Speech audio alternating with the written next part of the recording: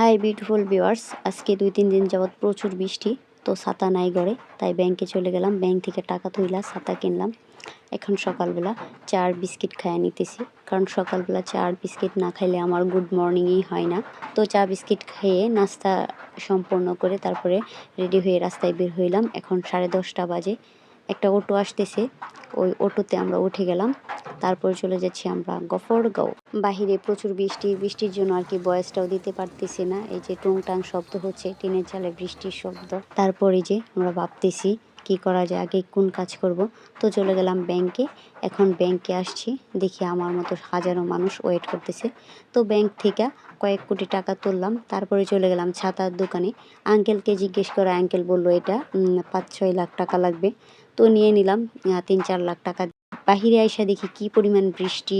এইদিকে সবজির দোকানদাররা কত কষ্ট করে সবজি বিক্রি করতেছে।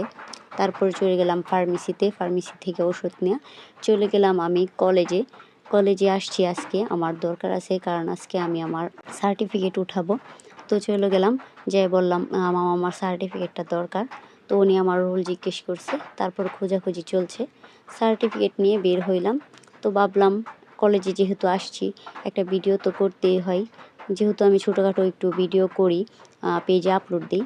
তো পুরা কলেজের ভিডিওটা করে নিলাম। এদিকে আমার বান্ধবী আমার উপর খুবই ক্ষিপ্ত, কারণ ও যে এগুলো ভিডিও টিডিও পছন্দ করে না।